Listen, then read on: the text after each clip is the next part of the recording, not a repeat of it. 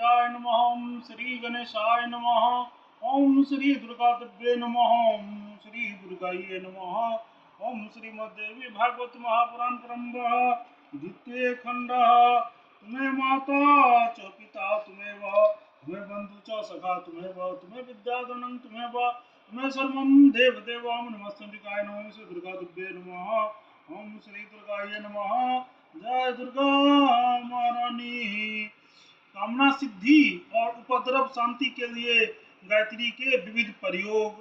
श्री नारद जी बोले, हे महाभाग, हे नारायण, हे करुणा निधान, अब आप गायत्री के शांति आदि से संबंध प्रयोगों का संक्षेप में वर्णन कीजिए। श्री नारायण बोले, हे ब्रह्मपुत्र, आपने यह अत्यंत गोपनीय बात पूछी है। किसी भी दुष्ट तथा चुगलखोर को इसे नहीं बताना चाहिए। हे नारद, अब मैं शांति का वर्णन करता हूँ। द्विजकों को दूध मिश्रित समिधाओं से हवन करना चाहिए। समी की समिधाओं से भूत रोग, ग्रह आदि शांत हो जाती है। द्विजकों को चाहिए कि भूत रोग आदि शांति के लिए क्षीर वृक्ष, पीपल, गुरल, पाकर, वट आदि की गिरी समिध्याओं से हवन करें, अथवा उन क्षीर वृक्षों की समिधाओं को खंडों से हवन करें। दोनों हाथ में जल लेकर सूर्य का तर्पण करें और इससे शांति प्राप्त करें। जानू प्रयत्न जल में स्थित होकर गायत्री का जप करने से अपने सभी दोषों को शांत करे। कंठ प्रयत्न जल में स्थित होकर जप करने से मनुष्य का प्राण का अंत करने वाले भय से भी मुक्त हो जाता है। सभी प्रकार के शांति कर्मों के लिए जल में निगम होकर गायत्री जप करना बताया गया है। अब दूसरा प्रयोग कहा जाता है सोना, चांदी, तांबा, मिट्टी अथवा दूध वाले वृक्ष की लकड़ी के छिद्र रहित पात्र में रखे हुए पंचगव्य द्वारा प्रज्वलित अग्नि में क्षीर वाले वृक्ष की समिधाओं से 1000 गायत्री मंत्र का उच्चारण करके हवन करे। यह कार्य धीरे धीरे संपन्न करे। प्रत्येक आहुति के समय पंचगव्य का स्पर्श करते हुए हवन करके पात्र में अवशिष्ट पंचगव्य को 1000 बार गायत्री मंत्र से अभिमंत्रित करके मंत्र का स्मरण करते हुए कुशों द्वारा पंचगव्य से वहां स्थान का प्रोक्षण करें। कांतर बलि धर्म विकर्ण करते हुए इष्ट देवता का ध्यान करना चाहिए। ऐसा करने से अविचार कर्मों से उत्पन्न कृत्या अथवा पाप का नाश हो जाता है। यदि कोई ऐसा करता है तो वो देवता, भूत तथा पिशाच उसके वशभूत हो जाते हैं।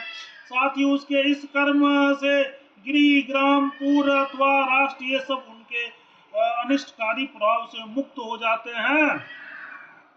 भूमि पर चतुष्कोण कोण मंडल बनाकर उसके मध्य भाग में गायत्री मंत्र पढ़कर त्रिशूल गाड़ दें। इससे भी उन पिशाच आदि से मनुष्य मुक्ति प्राप्त कर लेता है। अथवा मंत्र पुरुषों को चाहिए कि सभी प्रकार की शांति के लिए पूर्वोक्त मंडल में ही गायत्री के 1000 मंत्र से अभिमंत्रित करके त्रिशूल को गाड़े और वहां पर सोना, चांदी, तांबा अथवा मिट्टी का एक छिद्र रहित सूत्र वेष्टित नवीन तथा दृढ़ कलश वायु से बनी हुई एक वेदी पर स्थापित करके जल से उसे भर दें।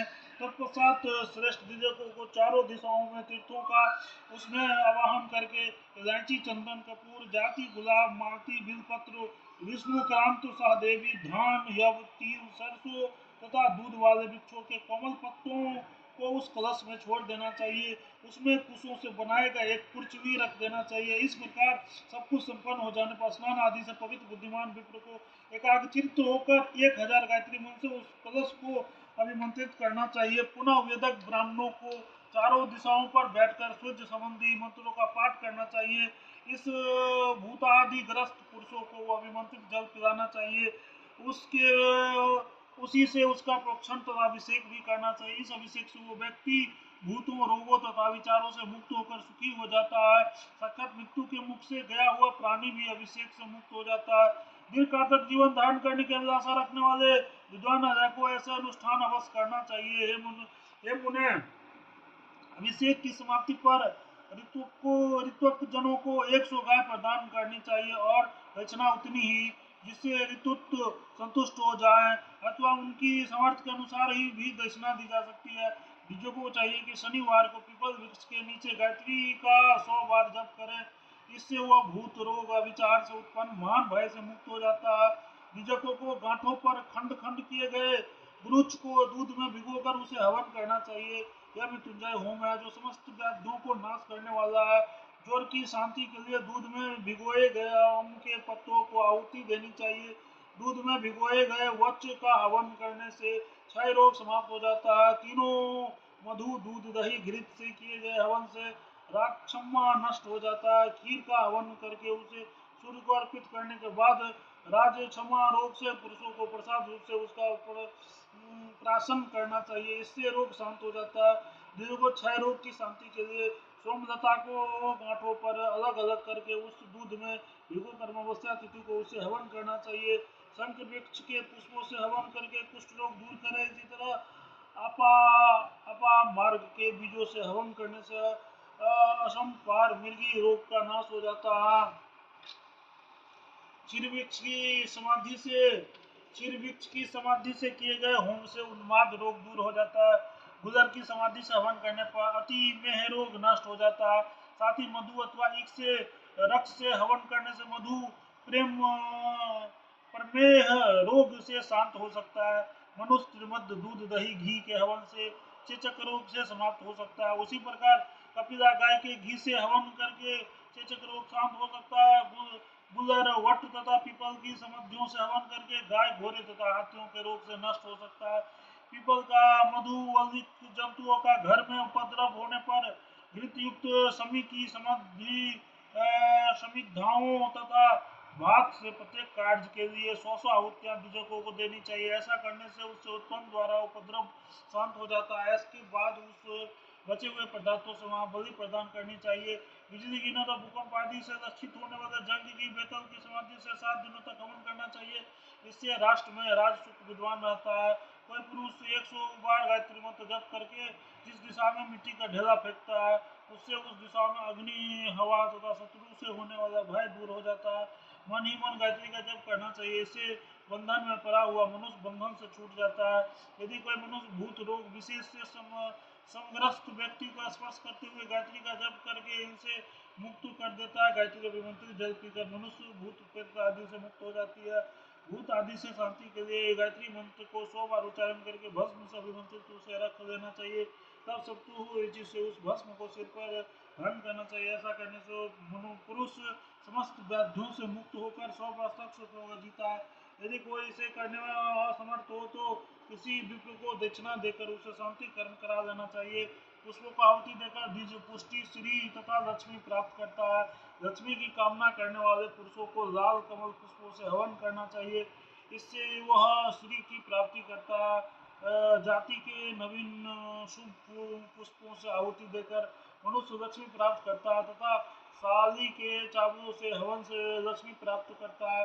बिल वृक्ष की समाधियों से हवन करने से मनुष्य मनुष्य लक्ष्मी प्राप्त करता है। साथ ही बिल फल के खंडों को पत्ते पुष्पों फलों तथा बिल वृक्ष के मूल के खंडों से हवन करके उत्तम लक्ष्मी प्राप्त करता है। इस प्रकार खीर तथा घृत से मिश्रित बिल वृक्ष की समिधाओं की 7 दिनों तक 100 आहुति देकर मनुष्य लक्ष्मी को प्राप्त करता है। मधु मधुत्रय दूध दही घी से युक्त लावा का हवन करने से पुरुष कन्या प्राप्त करता है। इसी प्रकार विविध कन्या के अभिलाषित वर प्राप्त कर लेती है। 1 सप्ताह तक रक्त कमल की 100 आहुतियां देकर पुरुष स्वर्ण प्राप्त करता है।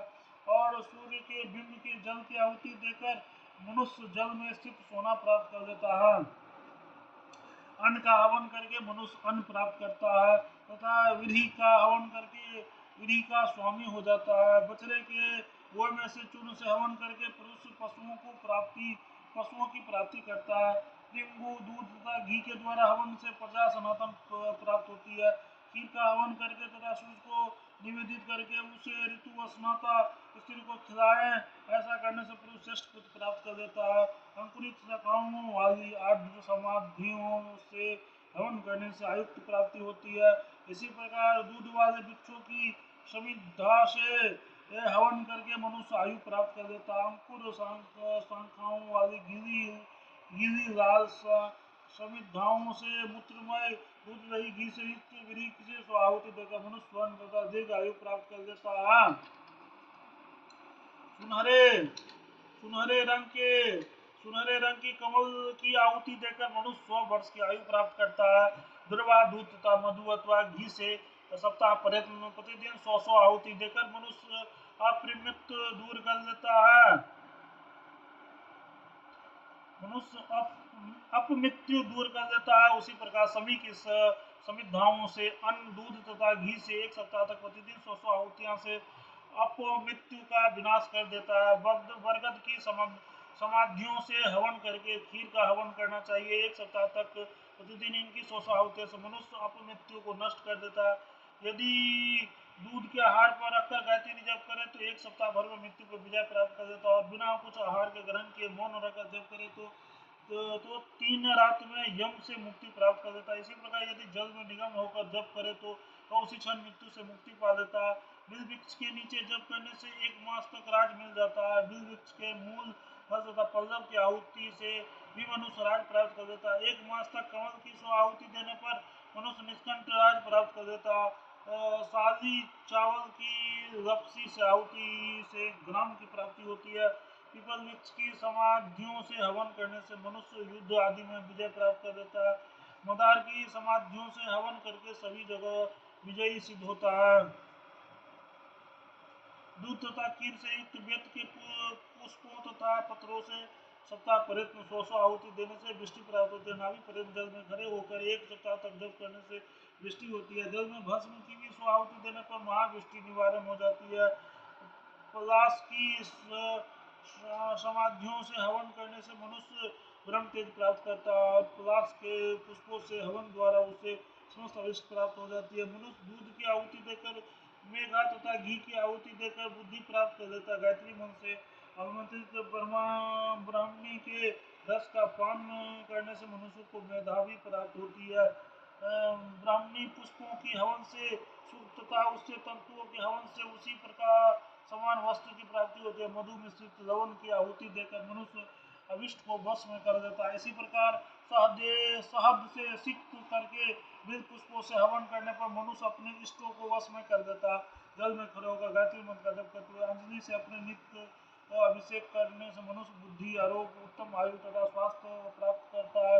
यदि किसी अन्य व्यक्ति के निमित्त कोई ब्राह्मण ऐसा करे तो वो भी पुष्टि प्राप्त करता है। आयु की कामना करने वाले को किसी पवित्र स्थान में उत्तम विधि से मास प्रयत्न प्रतिदिन 1000 गायत्री जप करना चाहिए। इसमें उसे उत्तम आयु प्राप्त होती है। आयु तथा आरोग्य दोनों की कामना करने वाले द्विजकों को 2 मास तक गायत्री जप करना चाहिए। इसी प्रकार आयु, आरोग्य तथा लक्ष्मी की कामना करने वाले को 3 मास तक जप करना चाहिए। द्विजकों को 4 मास तक जप करने से आयु, लक्ष्मी, पुत्र, स्त्री तथा यश की प्राप्ति होती है। और 5 मास तक जप करने से पुत्र, स्त्री, आयु, आरोग्य, लक्ष्मी और विद्या की प्राप्ति होती है। इसी तरह जितने मनोरथ संख्या में बढ़ाते जाए उसी के अनुसार जप से मांस संख्या भी बढ़ानी चाहिए। विप्र को एक पैर पर स्थित होकर बिना किसी आश्रय के बाहों पर उस किए गए 300 गायत्री मंत्र को प्रतिदिन मास प्रयत्न जप करना चाहिए। ऐसा करने से वो सभी मनोरथ को पूर्ण कर देता है। इस प्रकार 1100 मंत्र नित्य पास प्रयत्न जप करके वो सब कुछ प्राप्त कर लेता है। प्राण और अपान वायु रोककर प्रतिदिन 100 गायत्री मंत्र का जप को मांस प्रयत्न करने से पुरुषों को वो सब कुछ प्राप्त हो जाता है जिनकी वो अभिलाषा कर रखता है। और इसी प्रकार 1000 जप करने से सर्वस्व की प्राप्ति हो जाती है।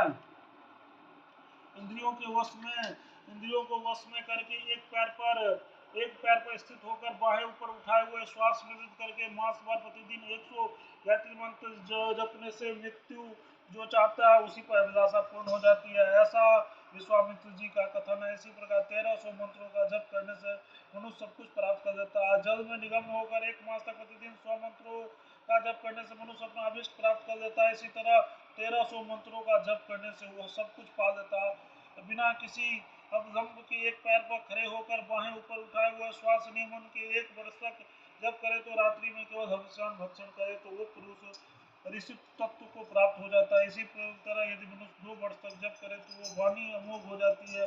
उसी प्रकार 3 वर्ष तक जप करे तो मनुष्य चिरकालदर्शी हो जाता है। यदि 4 वर्ष तक जप करे तो भगवान सूर्यदेव स्वयं उस व्यक्ति के समक्ष प्रकट हो जाते हैं। इसी प्रकार 5 वर्ष तक जप करने पर मनुष्य अनिमा तथा सिद्धियां प्राप्त कर देता है। और इसी प्रकार 6 वर्ष तक जप करके वो काम रूपी तत्व को प्राप्त हो जाता है। 7 वर्ष तक जप करने में पुरुषों के देवत्व, 9 वर्ष तक जप करने से मनु तत्व और 10 वर्ष तक जप करने से इंद्र तत्व की प्राप्ति हो जाती है। 11 वर्ष तक जप करने से मनुष्य प्रजापति हो जाता है तथा 12 वर्ष तक जप करने से मनुष्य ब्रह्म तत्व को प्राप्त हो जाता है।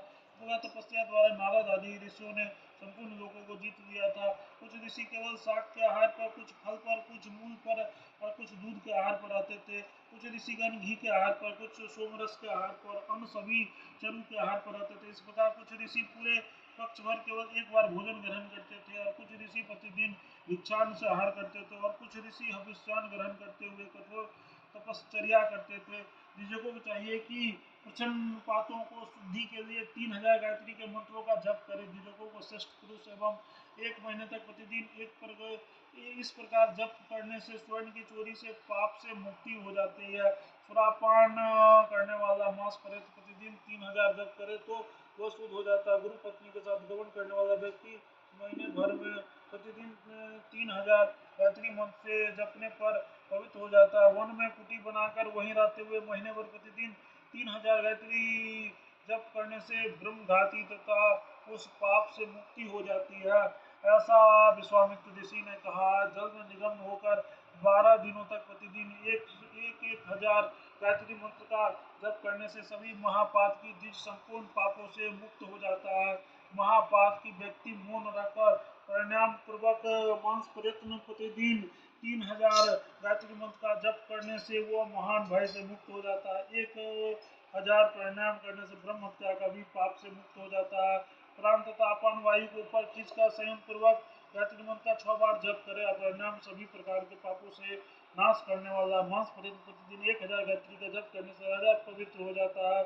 गोवध जनिया पाप से शुद्ध हेतु द्विजकों को 12 दिन तक प्रतिदिन 3000 गायत्री जप करना चाहिए। 10,000 गायत्री का जप से अगम गमन, चोरी, हिंसा तथा अभक्षण के पाप से शुद्ध हो जाता है। 100 बार परिणाम करके मनुष्य सभी पापों से मुक्त हो जाता है। सभी प्रकार के मिले जुले पाप से शुद्धि के लिए प्रतिदिन 1 मास तक तत्सत्तुर ऋचा का 1000 जप करने से वन में रहकर वो करना चाहिए। इसका 3000 उपवास से समकक्ष होता है। 24,000 गायत्री जब कृच्छ व्रत के समान और 64,000 गायत्री जब चंद्रायन व्रत के समान कहा जाता है।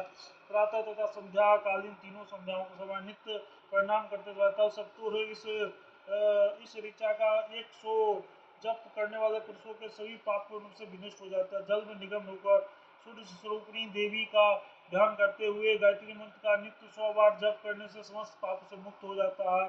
आदि इसी प्रकार मैंने शांति, शुद्धि आदि के संबंधित अनुष्ठानों के वर्णन आपसे कर दिया। रहस्यों से भी अति रहस्य इस प्रसंग को सदा गोपनीय रखना चाहिए। इस प्रकार यह सदाचार संगम संक्षेप बतला दिया। सदाचार का विधि पूर्वक पालन करने में महामाया दुर्गा प्रसन्न हो जाती है। जो मनुष्य नित्य नैमित्तिक तथा काम कर्मों से संबंध आचारों को विधि पूर्वक पालन करता है वो भोग तथा मोक्ष की फल का अधिकारी होता है। आचार प्रथम धर्म और धर्म के अधिष्ठात्री भगवती जगदम्बा। इस प्रकार सभी शास्त्रों में सदाचार महान फल बतलाया गया है। नारद सदाचार परायण पुरुष सर्वदा पवित्र सुख तथा धन प्राप्त होता है। वो सत्य और सत्य है। सदाचार का विधान देवी की प्रसन्नता के उत्पन्न करने वाला है।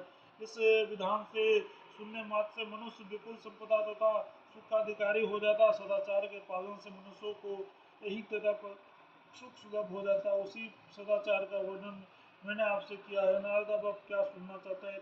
भागवत महापुराण संहिताया सदाचार निरूपणं नाम चतुर्थ विश्वोध्याय एकादश स्कंद समाप्त।